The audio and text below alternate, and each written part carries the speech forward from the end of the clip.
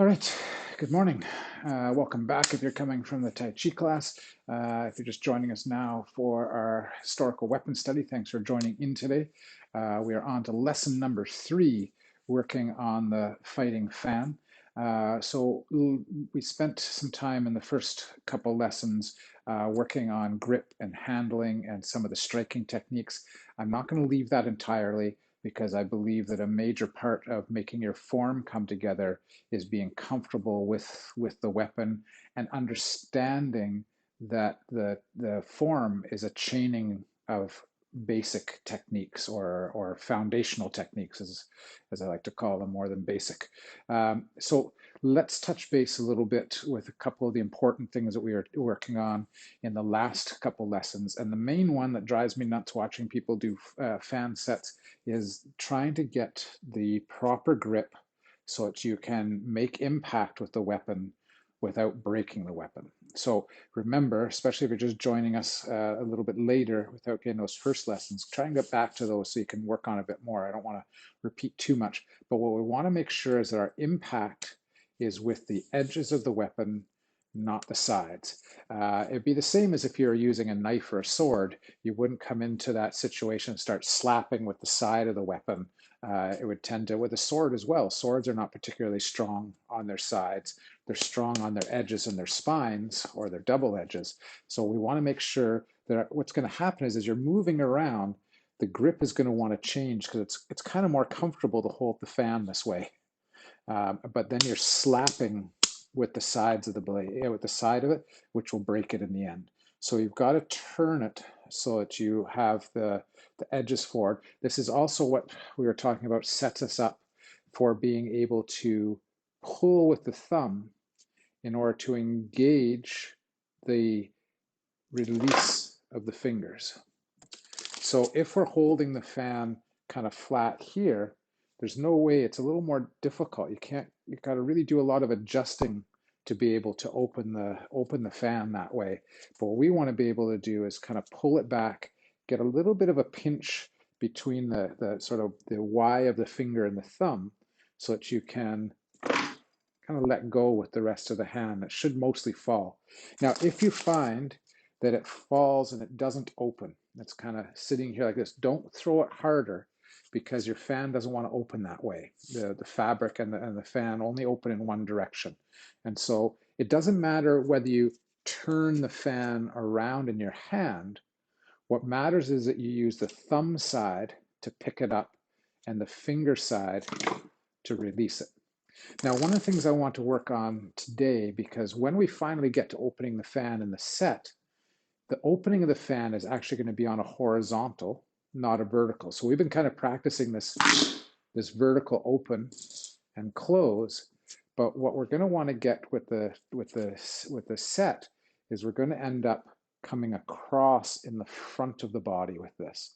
So you're going to come across the body and open the fan.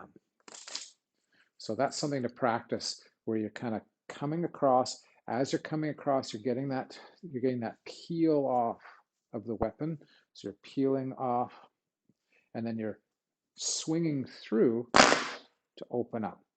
Now, as somebody was saying, what do we do with our hand after we open it? We talked about this last week as well, is that when we open it, we're going to have to adjust our hand a little bit to get a sense of having those fingers holding the fan open and the thumb kind of pinching it all together so you can kind of fling the fan around without it closing. So you want to have it kind of pinched in there. Now, even harder, once we get to opening this, and this is why I want you to practice it before we get to that point in the set, is going to be opening it across on this horizontal, but watch what I do with my hand after I open it. I'm going to open it, and as I do so, I'm going to curve it around, almost like a frisbee. I'm kind of bringing it around and tucking it in. Now, this means there's going to be a grip change a little bit, because here I'm kind of clutching it this way, but I'm going to have to kind of open this up and turn it so that I can hold it this way part way through. So in the set, we're going to have this movement where we're going to go across, but then we're going to create these kind of opening and cutting motions and cutting motions. So that's one of the things I wanted to work on today a little bit because it's fun to open and close the fan. So I want to be able to go across the body and then unwind. Now here at this kind of juncture, almost like I'm throwing the frisbee, I'm going to have to adjust my grip so that I can cut up from underneath and down. So some of the cuts on this, we talked about our diagonals. We want to be able to do our diagonal cuts up and down with the fan open. And one of the techniques we see in this one is from hip to shoulder up and cross the body and from shoulder to hip down. So if you have, you've got nothing to do and you've got your fan, you're playing with it, one of the things to work on is being able to go across the body, snap it open, come back. As you come up on that angle, you're kind of changing the grip. It's hard to do slow. And then turn it over and cut it back the other way. So that's some of the main cuts you're going to see with the fan open. Yeah, it's kind of tricky on the hands to be able to grip and hold this. It's gonna take some work and some time to feel comfortable with making these cuts without your fan kind of folding up on you. So across, open, come back, and here you're kind of flinging it. So you're turning it in the hand as you make that first cut, so you come back. Now, some of the other things we're going to do with the fan is we're going to thrust with it flat. We're going to kind of thrust with it upright. We're going to spiral in thrust. So again, you have to have this sense of being able to hold it so you can thrust with the weapon at different angles. And your hands are probably going to cramp up when you first get started with this playing. And then we said the way we're going to close it in the set is actually from being right upside down here, we're going to go and put it back away. So those are things I'll let you practice and play with as we build up. We've got a good chunk of the set ahead of us with the weapon closed because really martially, this is the most effective way to use it, is as a short stick weapon or a thrusting weapon, but it's not fun unless you get to open it up and work on those. So things to work on: across, cut, cut, and thrust, turn over. So you've got this weird position here with your hand over. You're going to get this really beautiful kind of sliding underneath kind of motion. And then you want to be able to close that fan from there as well. And then you have to have your grip ready. So we'll keep touching base with this stuff so that when we get to it in the set, it's not totally, now you're not trying to figure out footwork and what to do with the weapon. You can kind of practice beforehand getting some of that work with the weapon. Okay, other things I want to touch base with today was the idea, and this is an idea that is in a lot of knife fighting work. And remember I said they were hiding a lot of knife fighting work inside of this. And this is the really kind of the gruesome concept of entering in one direction and leaving in another. So this is to create wounds that aren't just straight puncture wounds, but wounds that tear and are much more difficult to heal from. So we're going to work a sequence that's going to go like this. Under. So the first thing we're doing is we're driving the tip of the fan up and in. So just try that out for a moment. So get this feeling of you're hitting from underneath. This is going to be right at the beginning of the set. This idea of driving this in. It's a self-defense situation. We're talking and things like this. Boom. If it's not a knife, it's still going to hit into the solar plexus, or there's going to be this point load with the front of the weapon into the abdominal area or into the groin.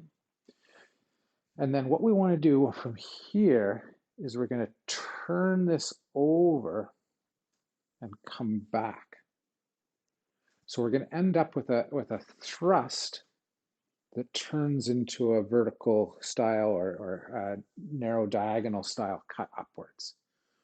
1, 2, 1, 2. So you're thrusting in, you're drawing back, you're thrusting in, you roll. So you're getting this kind of circular play in here.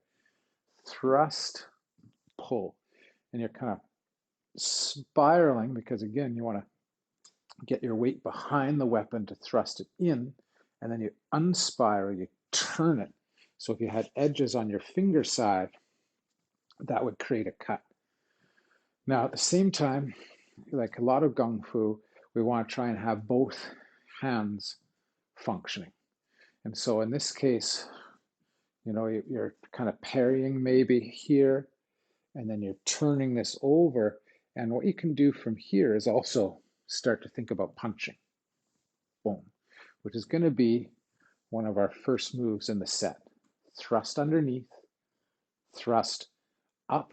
So this could be up underneath the throat, into the solar plexus, up into an armpit area, through the abdominal wall, and then pull back and punch.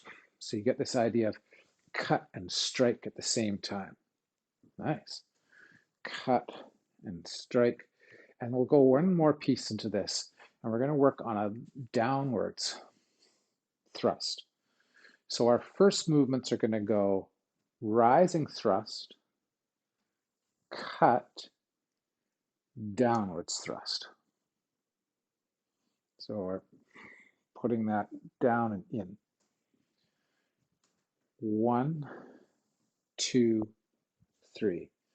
1, 2, 3. Under, pull, thrust. 1, 2, 3. It comes back in again. That's it. Now that's just a chain that can be done in lots of ways. You can kind of play with this. It's just like the idea that boxing has, four main punches, but so much can come out of those. So we're looking at our rising thrust, we've got a cut, and we've got a descending thrust. So let's do those just for a few seconds more and start to think about, don't worry about where we're going to use it in the form. Think about the idea, someone's tapped you on the shoulder, so you're thrusting from underneath, you're cutting in one direction, you're thrusting in the other. There's lots of different movements. We're going to let's go back to some of the other sort of cutting patterns we were working on. One we're going to see a lot in here is the horizontal 1, 2. We are going palm up, palm down. 1, 2. Cut, cut, cut, cut. This can be high, throat level, across the abdominal wall again. Somebody reaches out with a hand. You can be cutting across wrist points. So you've got this idea of 1, 2, cut, cut, cut, cut. So now you could put that together.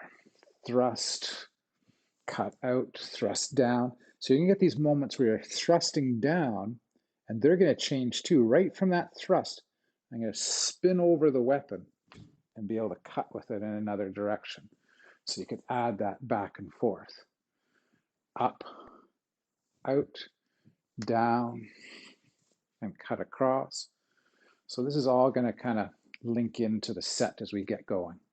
1, 2, 3, 4, 5 for now. And again, those are ideas that can be played. Now, my horizontals can turn into diagonals. So these could be rising and falling cuts, horizontal cuts, thrust one way, thrust the other way, thrust and pull, thrust and cut. So hit one way, turn over, catch another direction, come back. Lots to play with there. Okay, so again, we're going to want to have this weapon in motion, and notice that the whole time the other hand is not dead. The other hand is not empty. The other hand is going to be doing things like punching, parrying, catching and moving the whole time so that you don't end up with one arm just kind of hanging while you do the rest with the other. When we engage the other arm, that typically means we're engaging the rotations of the waist too. Because if we're pulling one and pushing one, or we're parrying with one and we're thrusting with one, or we're opening, and that other arm has some liveliness to it, that means you're not forgetting about it, and that if something's crushing into your space, it can brace, it can bounce, it can parry, it can create openings. Okay, so we had covered a little bit on the idea of pounding with the handle. So we won't go back over all of this stuff. If you want to go through the basic handling with the weapon, head on into the archive and you can go through some of those. So we had outside strikes, cross strikes, downward strikes, up from underneath, all with that handle. We talked about our straight thrusts. We were just working on downwards and upwards thrusts. We had our horizontal cuts. We had our vertical kind of cutting down, or vertical coming up, and our diagonals, downwards diagonals, rising diagonals. Those are the main cuttings for almost every edged weapon you get. So you get any edged weapon or percussive weapon, you're mostly going to go through these patterns. And so it's good to just get comfortable working through a bunch of these kind of thrusting patterns. So you can hit. One we haven't done is this kind of roll over and drive in. We were working that in the sword set where we kind of flipped over. Then we were thinking about driving in and forwards. Let's now shift over for the folks who haven't done much of the traditional Southern Chinese Kung Fu work into this idea of what's called a hook stance. So you can keep the weapon in your hand if you want to. You can set it aside for a bit. I know you don't want to just kind of keep playing with that fan, but we're going to work a little bit on footwork. So for those who haven't done it, this will be an introduction. For those who have, just a bit of a reminder that we're going to be using a lot of hook stance in this set.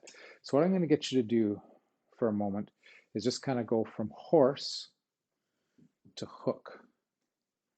So notice that the foot stays forward and I'm putting my other foot 90 degrees to that up on the toe. So these are good exercises for building squat potential and movement in the hips. It's also a way, because Choi the foot spends a lot of time in the lateral, this is sometimes a way of advancing in the lateral or moving back in the lateral, kind of across. So you can do step one way, step the other way. You could also go step forward and then into the horse. So you can go from facing forwards, I'll face forwards this way, and I'm turning the foot 90 degrees, and then I'm ending up in the lateral. So it's away from going from the square to the lateral, from the square to the lateral. So I'm turning the foot out, and as I weight that foot, that's going to turn my body on the lateral. And this is going to show up a lot in this set where we're going to be, coming in on our laterals and thrusting in and stepping behind.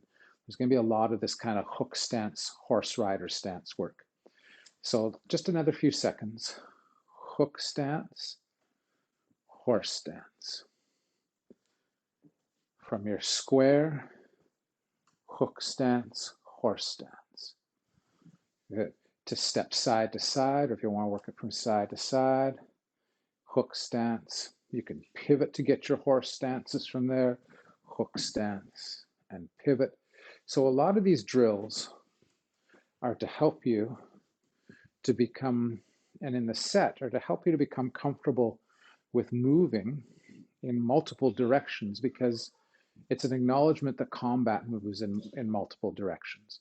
So most sets have a lot of times where they are changing angles from one side to another, and the footwork in the sets helps you to become comfortable with making those directional changes, those lateral to square changes, changing and moving so that you can keep the central column of your spine upright while turning and changing. Okay, so I'm giving you things to work on to get ready for doing more parts of the set. That kind of stance work is going to be a big part of this. So one of the things that we're going to see a lot in this set is this idea of there's going to be places we're going to be doing 360-degree turns. So what I want you to practice for a little while is I'm going to start with left foot forward, and you're going to go turn in with the right, step out, and back to left foot forward again. So you're going to go inside, step, turn around. If I had my right foot forward, I'm going to go turn in, come around. Now in the set, this is going to be done typical of Chinese Kung Fu with sort of a, there's always a bit of artistic nature to these, and that's what kind of makes them fun too, is we're going to get this idea of kind of skip stepping around. So I'm going to go left foot forward, and I'm going to go turn in, step, and I'm back to left foot forward again, but I've done a 360-degree turn. So it's going to go turn in. I'm going to land on that foot. I'm going to pick up the other one, and I'm going to kind of hop my way around. So turn all the way around. So you get used to spinning without losing your balance and sense of direction in the room. 1, 2, 3. So I'll do that a couple more times, and then that can be something you can kind of work on a bit over the week so that when we come back together, it might feel a bit more comfortable. 1, 2, I'm coming around, or turn. So it's an inside turn. Then we're stepping out, and we're kind of, as we step out, we're stepping around so we can end up in that forward position. In and around, in and around. Now, eventually this is going to be done for those who want to get acrobatic about it all. It's going to be done with a bit of a leap and turn. That's it. So you're going to get this leaping and turning. Now, of course, we're going to be doing a deflection and a parry and a thrust and all sorts of things while we're leaping and turning, but it's kind of fun. This has got this nice kind of hop, step, and turn motion that's going to come into there. Okay, so let's look at one more foundational work, and I think we're really getting ready to start into the set. Well, hello.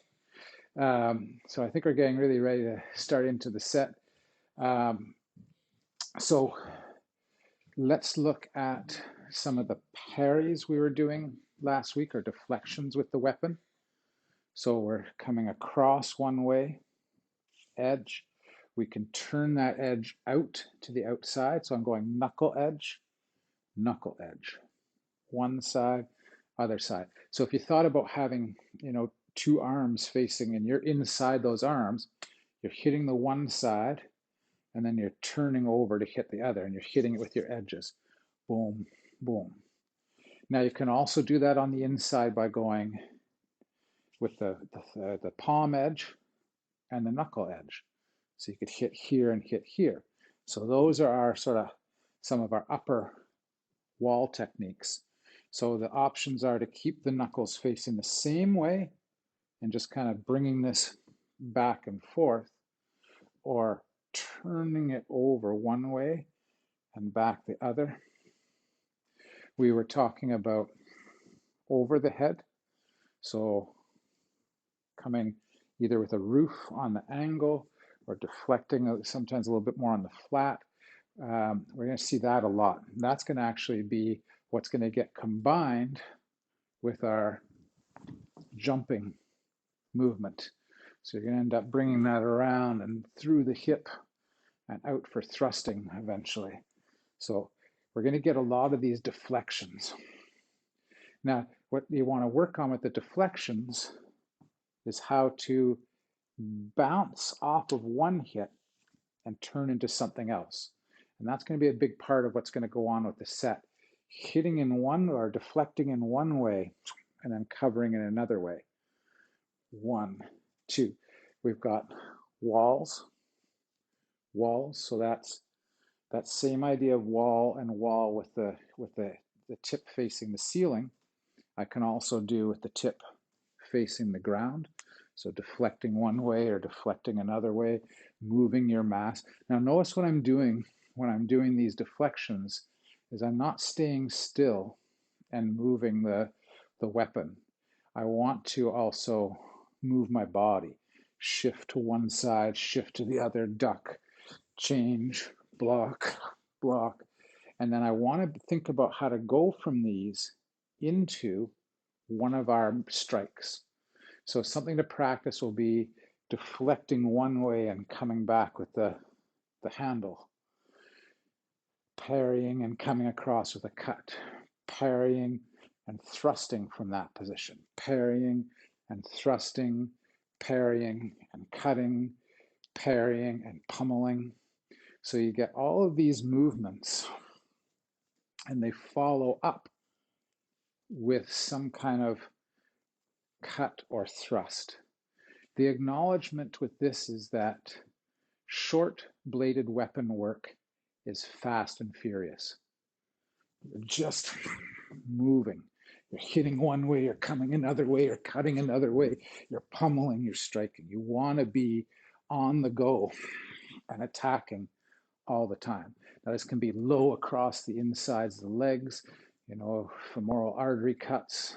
Those are things that were studied because the person bled out very fast. So we'll actually get a section in the set where we're going to head down low for cutting up inside the legs. So we've got all these potentials. The other thing to work on, so we're getting ready for the set, is that horizontal opening and being able to move and thrust with the fan open. And being able to move from the open and closed position.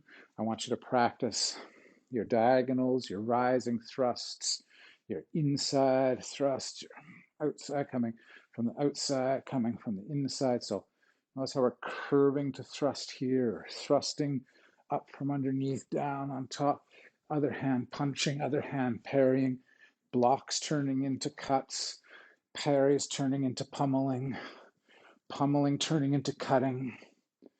That's the kind of stuff that's going to link together a lot as we work on the form. Okay, so I have 1 minute. I'm going to introduce you to the first movement of the set today. So I'm going to start with my back turned, and we're going to go feet nice and close together. And the first movement is going to be to bring the hands up and kind of curl them in. This is a bit of a choily foot kind of salute. So we're going to pull in, we're going to step to a hook position, we're going to come over the head, and we're going to hit down.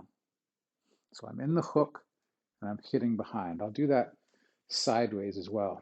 So we're going to pull up, so we kind of curve the fists. We're going to step into that hook stance. As we step into the hook stance, we're going to bring the stinky thumb technique into play. So we're going to bring the arm up into the hand up into the armpit. We're going to come over. So here's a rising kind of cut and back behind us. Let's take that from another angle. So I go 1 and 2. 1 and 2. Good. 1 and 2. 1 and 2. I'm just going from the same movement from different angles. 1 and 2. So up the center and out to the back. That's your movement with the fan. Thrust up, cut out, smash down.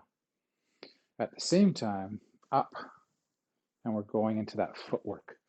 So we're moving into our hook stance. Great stretch here, really a lot of waist work, turning over and heading behind. The eyes are going to be looking in the direction of the weapon. Okay, I'm going to leave it there. We'll come back to that. You can probably feel that once we're out there that maybe some of the other stuff we did is going to link into that next week. All right, thanks for training hard today. Hope you're having fun kind of playing around with the unusual weapon with the fan. Practice your openings and closings, your horizontals, you're getting the grips on there, your pummels, your parries, your thrusts, your cuts. And we'll see you next week for some more fan play.